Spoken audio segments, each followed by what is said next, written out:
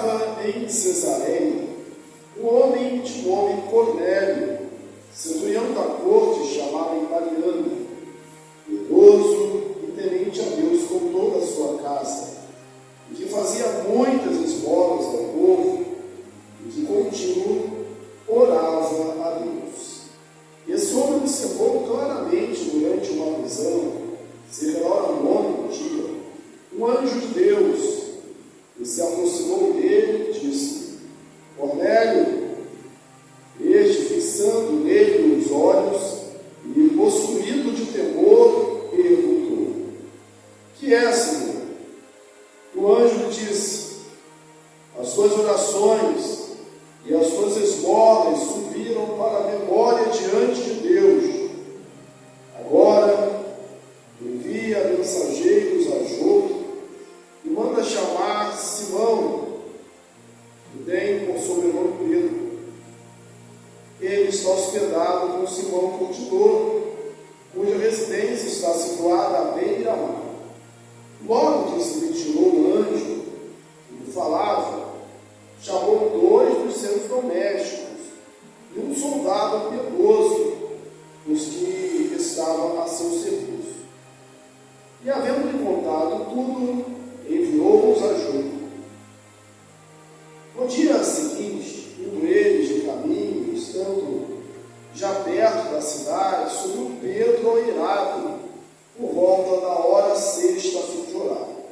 Estando com fome, quis comer, mas enquanto lhe preparavam a comida, sobreveio-lhe um êxtase.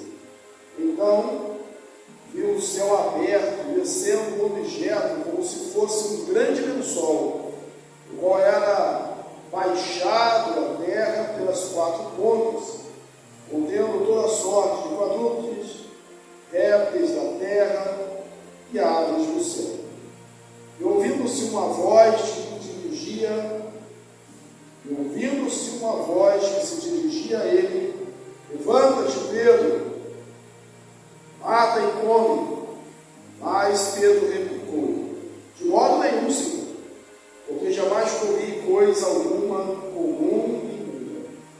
Segunda vez a voz lhe falou: Ao que Deus purificou, não consideres comum. Sucedeu isso por 3 vezes, e logo aquele objeto foi recolhido ao céu. A gente vai ler até aqui no versículo de número 6, depois a gente continua a leitura. Irmãos, nós temos diante de nós o episódio de Cornélio. Que era Cornélio, um centurião romano. A cidade que ele está é Cesareia. No capítulo anterior, a gente viu que Pedro tinha ido até Jope para curar Dorcas, Tabita, mesmo nome, e ficou hospedado na casa de um homem chamado Simão, o Curtidor.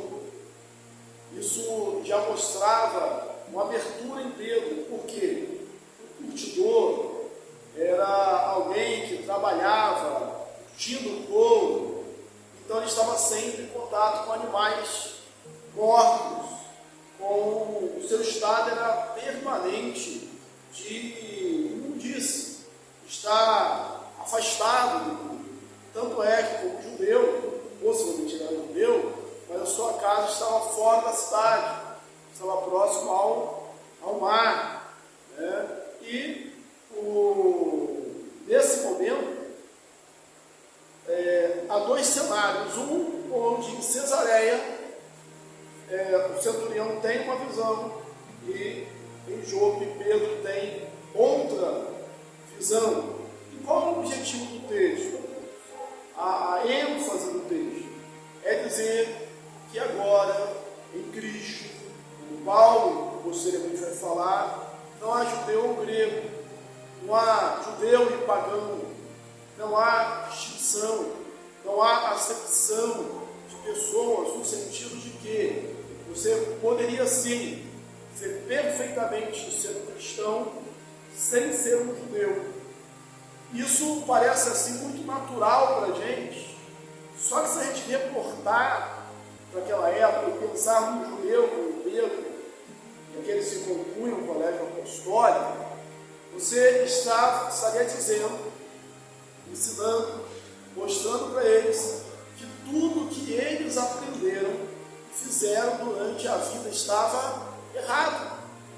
Não era uma coisa simples, não era uma coisa fácil, mesmo porque estava na lei de Moisés, estava lá em Levítico, né, que o judeu ele tinha algumas restrições alimentícias, ele só podia comer animais cujo casco, né, as unhas eram fendidas, ruminasse, o boi e a ovelha, porco, coelho, gambá, etc.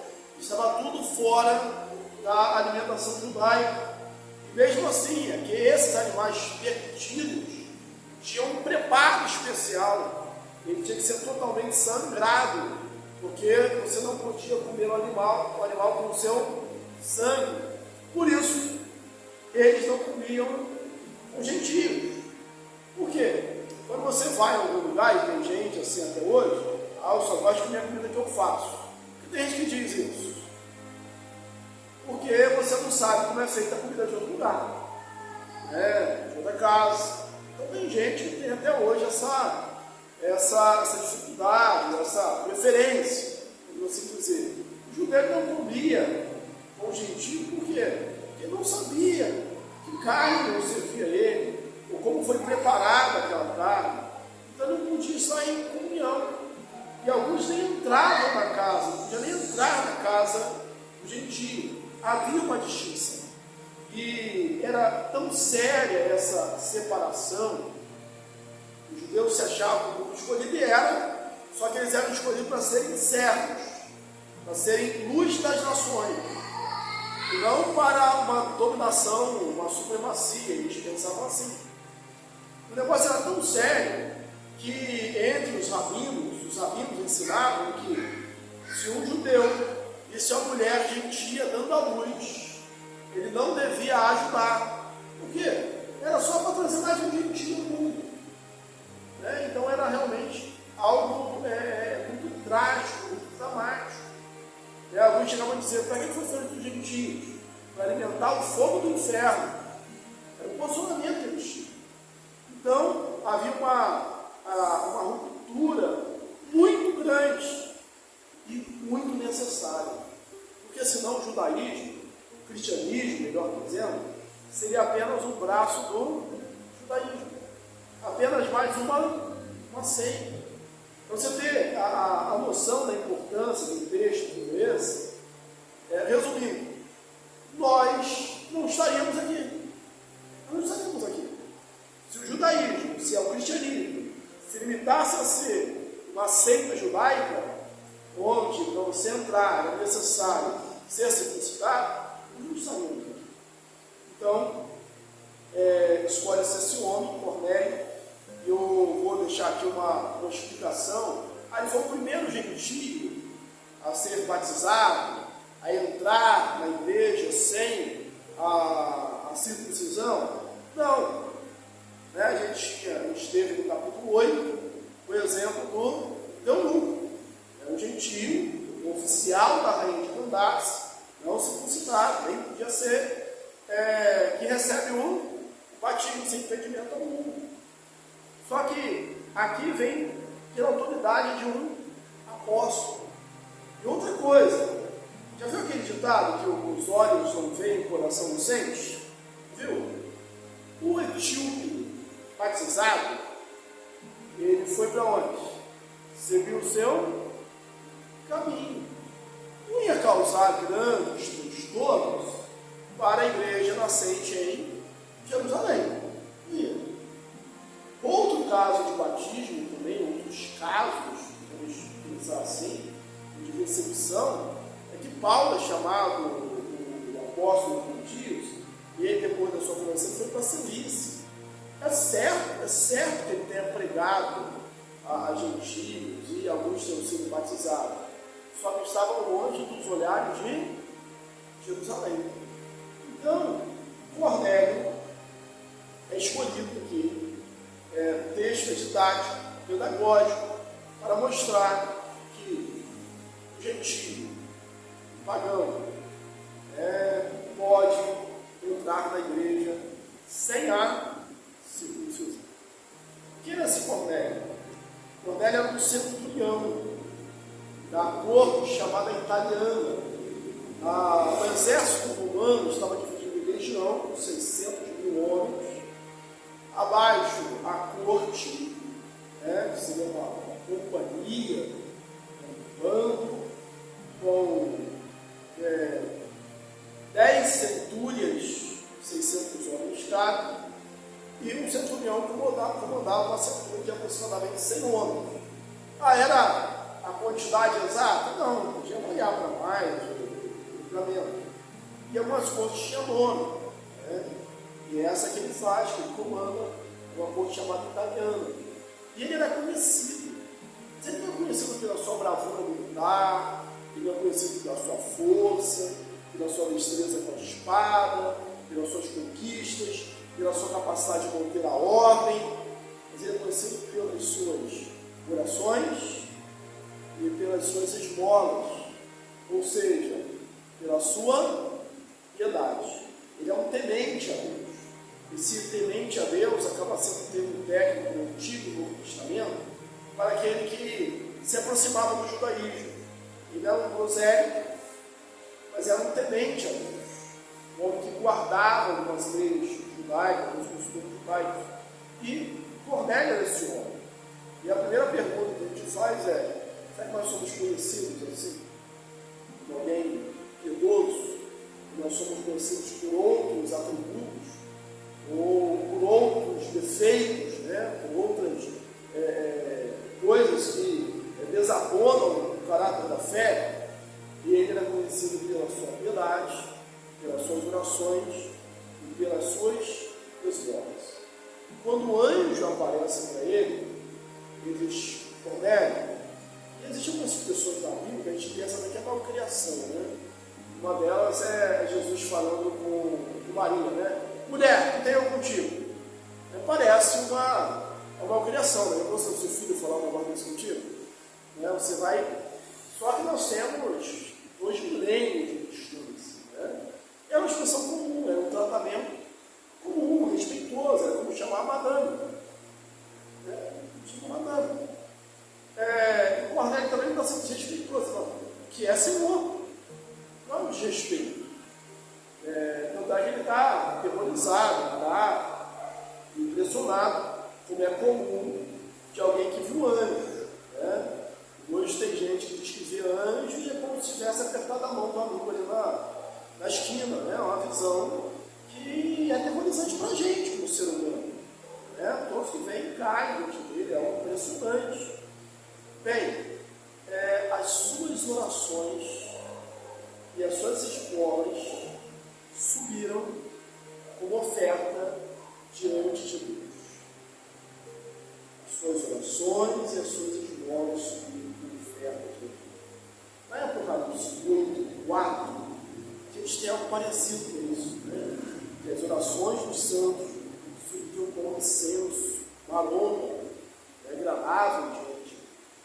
Era uma forma de mostrar o sacrifício, o tempo, como uma oração, como algo que sobe diante de Deus. E o anjo está dizendo que as orações de Cornélio foi atendida.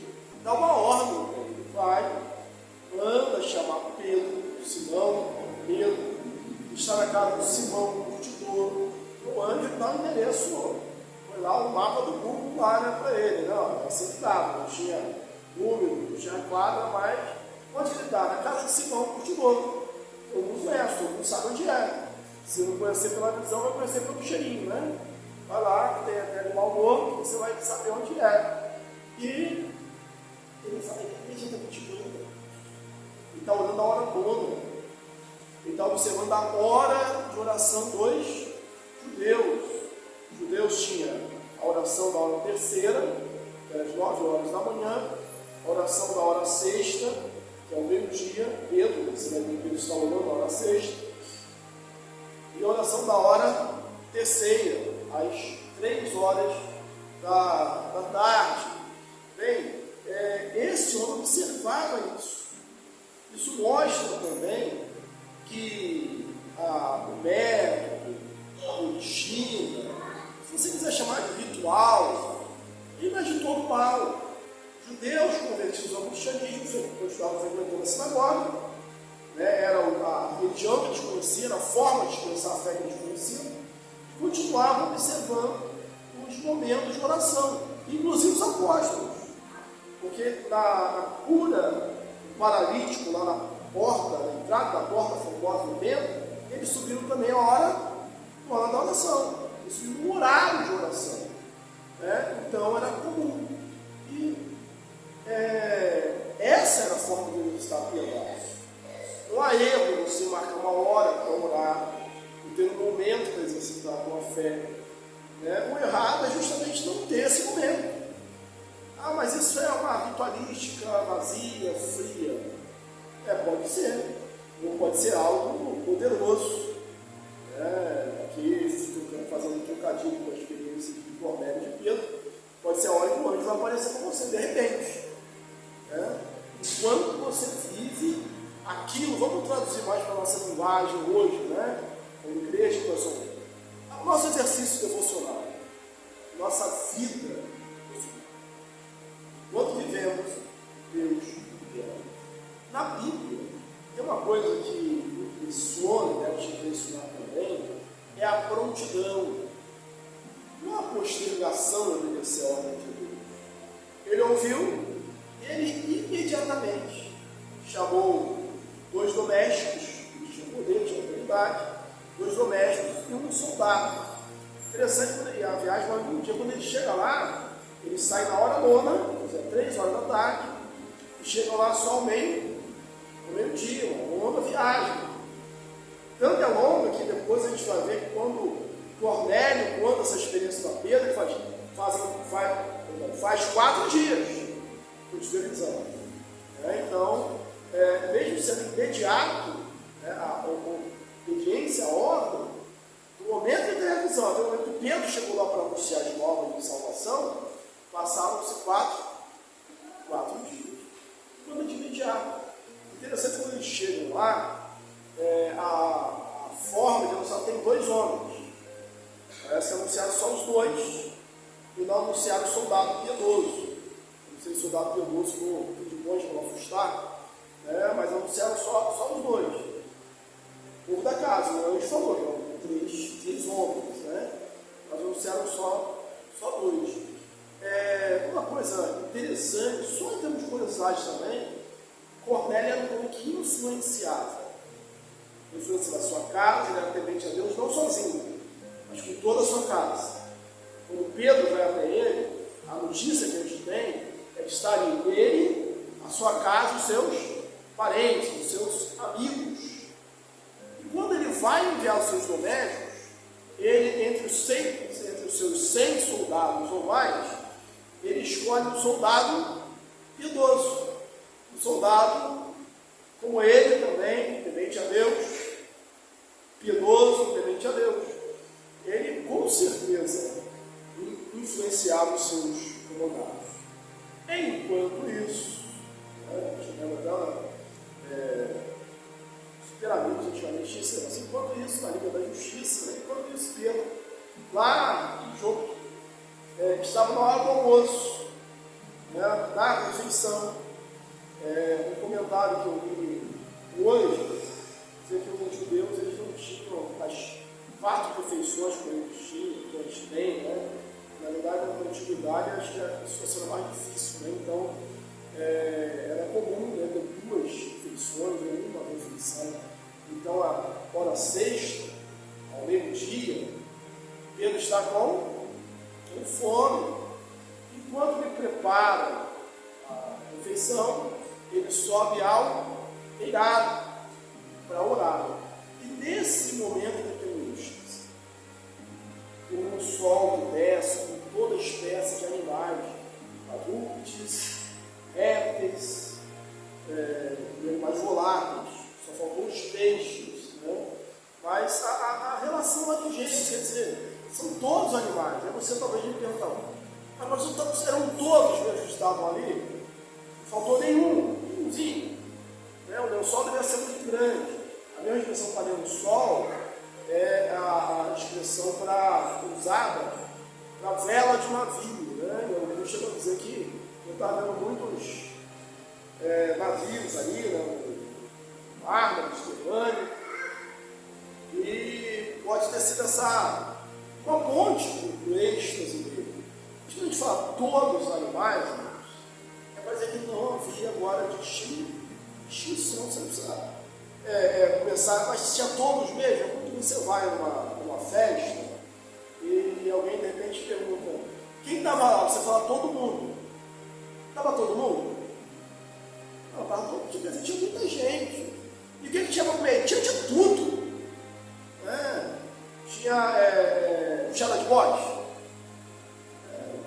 Tinha ostra, tinha aquela lesminha, né? Tinha, mas você fala que tinha tudo, ou seja, o negócio estava farto. Então ele viu todos os animais e a outra depois de um mato e come. E aqui parece uma contradição. Pedro, ao mesmo tempo que reverencia, diz, ó, Senhor, ele fala assim, de modo nenhum. De modo nenhum, Senhor. De modo nenhum. Eu sou um Deus, jamais vi uma coisa imunda. Olha a barreira que Pedro tinha que romper. Eu jamais comi coisa imunda. E aqui há uma repetição que é para não restar dúvidas. O lençol desce, ele sobe, ele desce a segunda vez, a ordem repetida, o texto diz de maneira enfática, que isso aconteceu por 3 vezes, para não restar dúvidas. Parece que o mundo aqui é bem simbólico também, da mesma maneira que o Pedro ouviu 3 vezes, apacenta as minhas ovelhas, apacenta as minhas ovelhas, apacenta as minhas ovelhas. Então, para não restar dúvidas. Então, para romper com aquela questão de que o judeu não se associa com o gentio, o judeu não entra na casa do gentio, o judeu não come animais impuros, ordinários, comuns, não estão prescritos na lei, tinha que ter alguma coisa especial. Que coisa especial foi essa? Essa visão de Pedro, né, que se repete 3 vezes. E o relato é contado 4 vezes.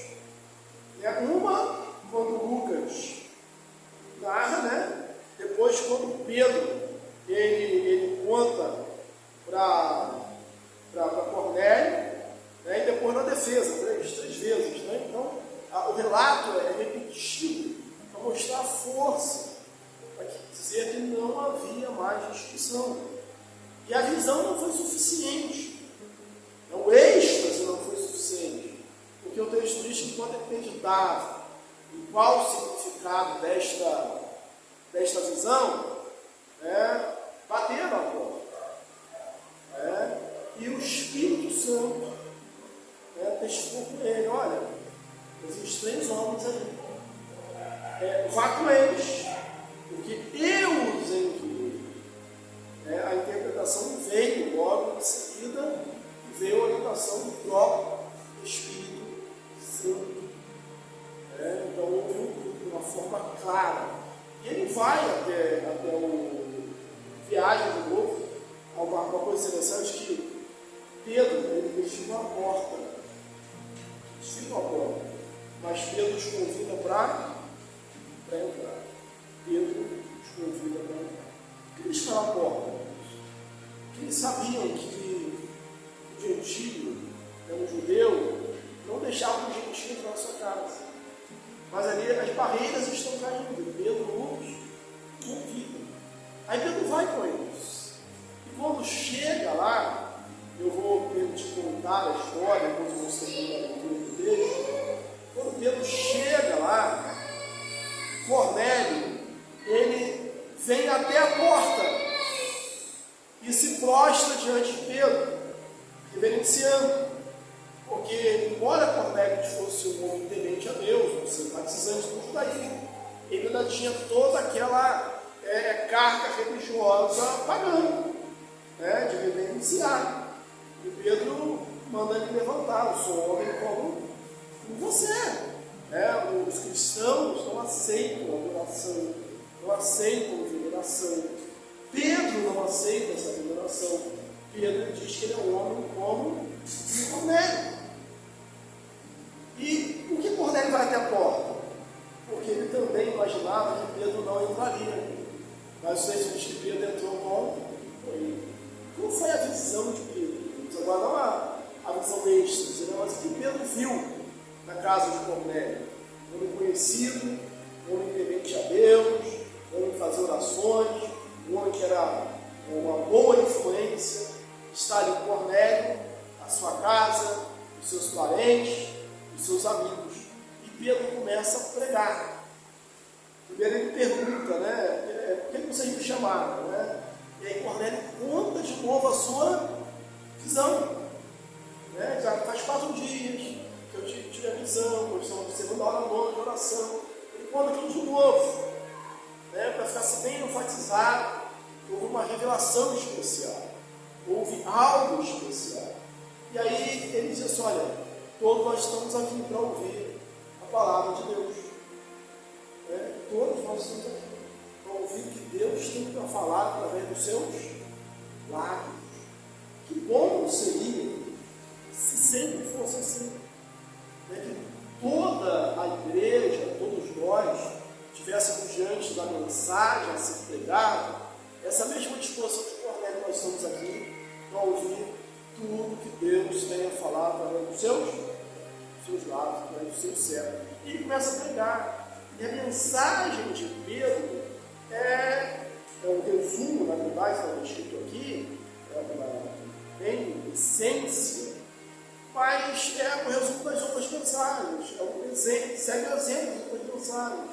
Olha, era Jesus, Nazareno, profeta, ou poderoso, que fazia milagre, porque Deus era com ele.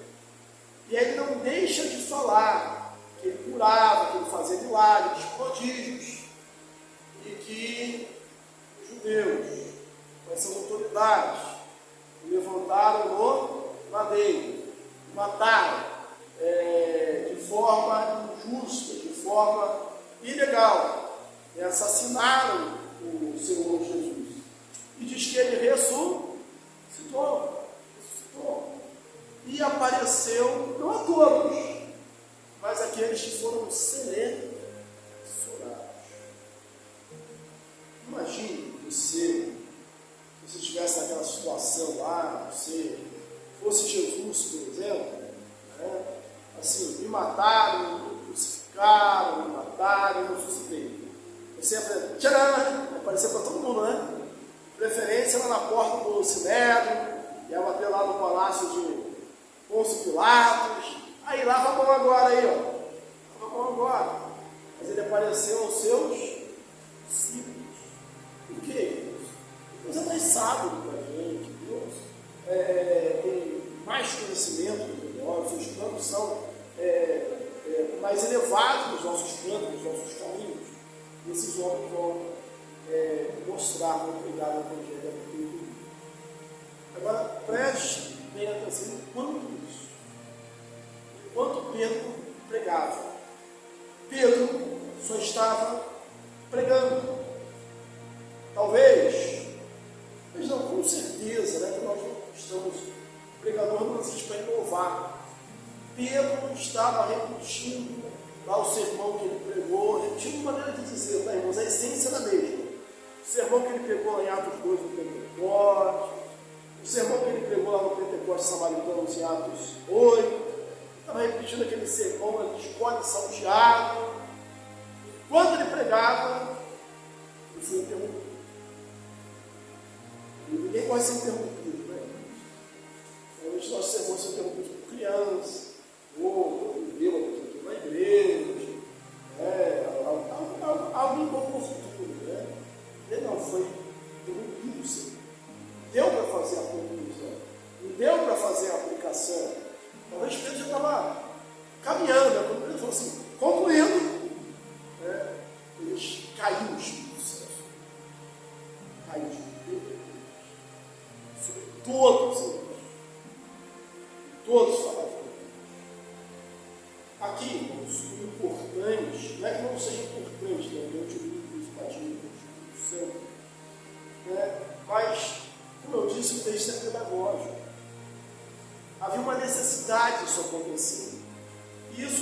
muito claro no texto.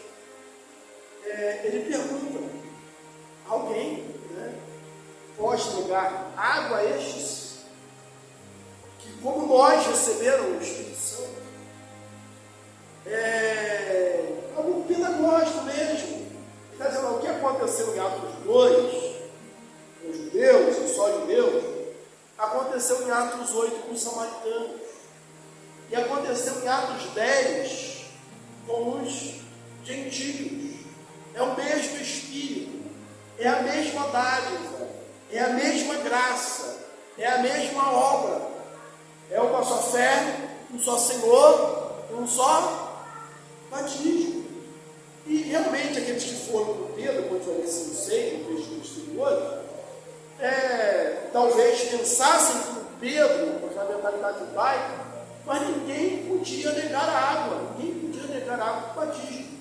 Aqueles homens, né, aquela experiência, ninguém podia, eles entendiam que era a mesma experiência de Pentecostes, a mesma experiência de Atos 8, Pentecostes samaritano.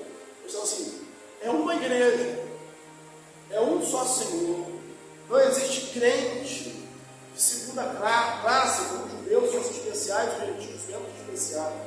Nós somos uma só igreja.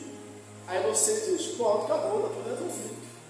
Aí no capítulo seguinte a gente vai ver que Pedro foi acusado de ter entrado na casa de um gentio, esse de Cornélio. E aí Pedro tem que contar essa mesma história. Tem que contar a mesma visão. E dizer por que ele foi lá, pregou e entrou na casa. O texto diz que foi Pedro que batizou, ele mandou batizar, para não ser assim ele, alguns livros estavam com ele, a gente não sabe, mas o fato é que aqueles homens foram batizados. A casa de Cornélio foi batizada, sendo gentílica, sem passar pela circuncisão. Bem, a gente não tem nenhum problema, né, com os dons de Deus, com as experiências de Deus usando. Mas a grande dificuldade que a gente tem é com o uso que as pessoas fazem dessa experiência. Deus é poderoso para agir do jeito que Ele quiser, em todas as épocas, em todas as eras, em todas as pessoas. Mas a mensagem da igreja é aquilo que está revelado na Bíblia. É o Evangelho. O Evangelho. Então, a experiência, guarde a sua experiência para você. Pregue o Evangelho. A gente discute essa questão de experiência. Um bom exemplo disso é que Paulo, ele teve uma experiência arrebatadora, literalmente, mas ele não contou para ninguém. Sabe quanto tempo Paulo não falou daquela visão, daquela experiência? Durante 14 anos. Ele só contou quando os falsos apóstolos estavam lá em Corinto, dizendo, eu sou melhor porque eu tenho visão, eu tenho isso. Ele, tá bom, eu conheço um homem, né, que foi dele mesmo, né, que no corpo ou fora do corpo, eu não sei, Deus o sabe, ele foi levado até o terceiro céu, ele viu coisas indizíveis que não estão como contar, e depois ele recebeu, para se ensoberbecer, recebeu um espinho lá na cara. Aí eles não estavam pregando isso, vocês devem aceitar a minha mensagem de uma visão. Mano, eu pregava o evangelho de salvação de Cristo. A igreja é a igreja que prega a salvação de Jesus. Que Deus abençoe, continue aplicando essa palavra nos nossos corações. Deixa eu fazer uma última aplicação. Qual é essa aplicação? O último versículo aí diz que eles pediram a Pedro, os que acompanhavam, para permanecer um pouco mais de tempo com eles. As coisas não terminam na conversão. As coisas não terminam no enchimento do Espírito, no Espírito. Continua com o aprendizado, com o discipulado.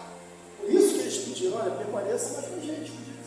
Não, está tudo certo, a gente já sabe, pegou o Evangelho, a gente já sabe, recebemos o Espírito Santo, fomos batizados. Não, a gente vai ser ensinado. Sempre precisamos estar em contato com a palavra revelada de Deus. Amém.